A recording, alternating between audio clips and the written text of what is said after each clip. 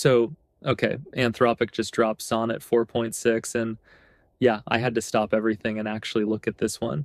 Because here's the thing, this is basically Opus level performance at Sonnet pricing. And if you're a solo dev burning through API credits on Claude Code or Cursor, that sentence alone should make you sit up, right?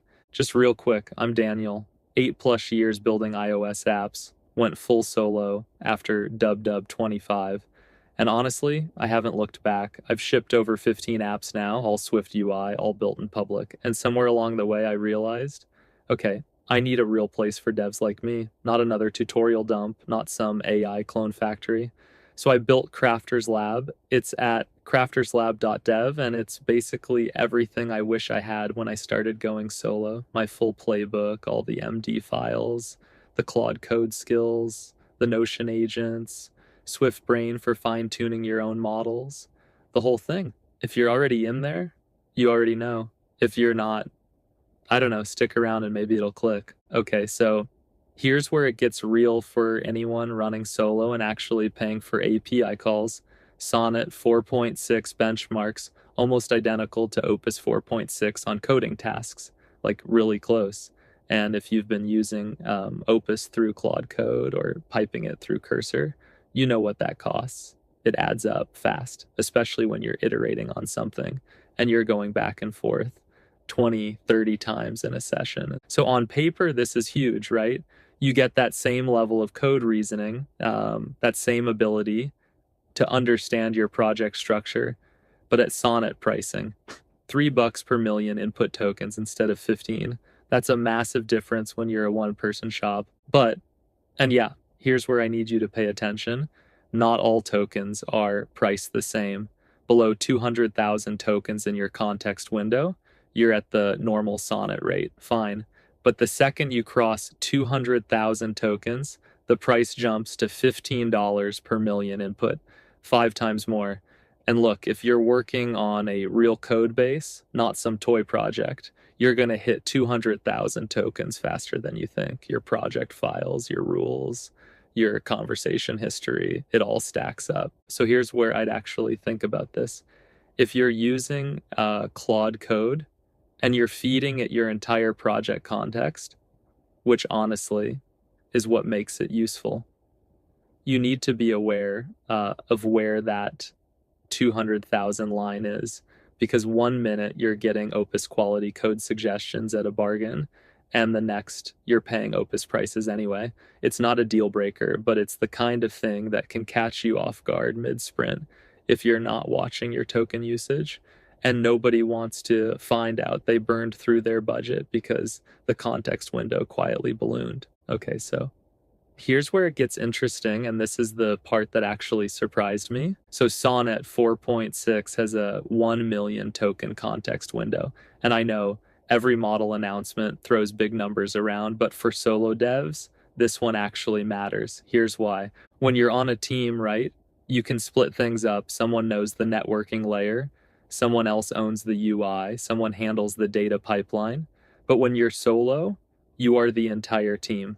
You're the one holding the full picture in your head. Every view, every model, every weird edge case in your navigation stack. And the hard part isn't writing new code. It's remembering how everything connects when you come back to a module you haven't touched in 3 weeks. That's where a 1 million token context window actually becomes useful. Not because you're going to dump your entire Xcode project in there, but because with adaptive thinking, which by the way, Sonnet 4.6 now has, the model can actually allocate its reasoning budget based on how complex your ask is. So if you're doing something simple, it doesn't overthink it. If you're asking it to trace a bug across 4 different files in your Swift data layer, it leans in and actually reasons through it. And they're also doing context compaction behind the API now, which, yeah, that's kind of a big deal. It means the model can manage its own context more efficiently. So you're not just hitting a wall at 1 million tokens and getting garbage. It's actually trying to keep the important stuff in focus. I haven't stress tested this on a real production code base yet, so I'm not going to sit here and tell you it's perfect, but the direction is right. For solo devs running long Claude Code sessions, the kind where you're refactoring a whole feature and you need the model to remember what you decided 40 messages ago. This is exactly the kind of improvement that makes a real difference, not a benchmark difference, a Tuesday afternoon debugging difference. All right, I want to shift gears for a sec because there's a part of this release that honestly doesn't get enough attention from the coding crowd. So remember when Sonnet 3.5 first introduced computer use back in late 2024? It was cool as a concept, but not gonna lie, it was rough. Less than 20% on the OS world benchmark. You could kind of get it to click around, but it felt like handing your laptop to someone who'd never used a trackpad before. Sonnet 4.6, 72.5%. That's not an incremental bump. That's a completely different capability. And here's why this matters. If you're a solo dev, you wear every hat. You're not just writing code. You're testing flows in the browser. You're filling out App Store Connect forms. You're checking how your web dashboard looks across tabs. You're doing QA on your own stuff because there's nobody else to do it. All of that is screen level, browser level, click through stuff work. And it's the kind of work that eats your afternoon without you even noticing it. Now, Anthropic recently launched this thing called Cowork, which is basically Claude Code, but for non-technical people. But the underlying tech, the ability for the model to actually take actions on your computer, that's the same engine. And with Sonnet 4.6, it's gotten dramatically better at navigating complex interfaces. We're talking multi-step web forms, jumping between browser tabs, working through spreadsheets, real workflows. And here's the thing that actually made me stop and think. They're also saying this model has improved resistance to prompt injection during computer use, which, okay, that sounds like a security footnote. But if you're actually letting an agent browse the web and take actions on sites you don't control, right? That's a real attack surface. So the fact that they're addressing it head on, I don't know, it tells me they're serious about this being production ready, not just a demo.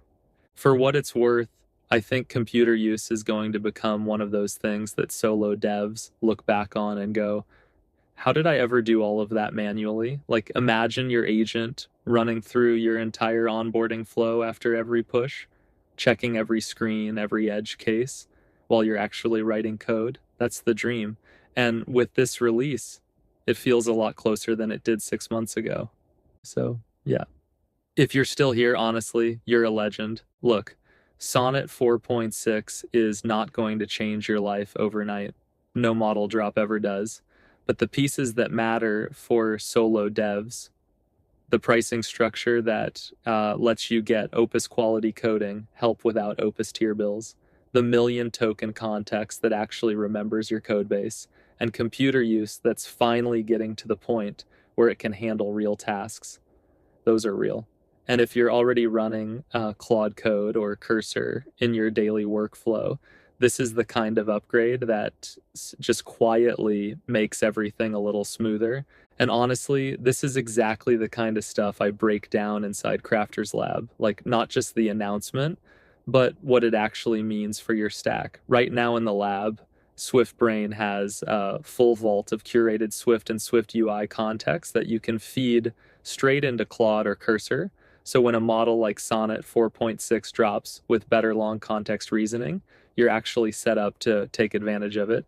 And in Ops Lab, there are ready-made Claude Code skills and Notion AI agents that plug right into this workflow. It's all at crafterslab.dev if you want to check it out. Anyway, if you've got thoughts on Sonnet 4.6, drop them in the comments. Tell me what you're testing it on. I'm genuinely curious. And if you're not subscribed yet, hit that button so you don't miss the next one. Keep crafting. Peace.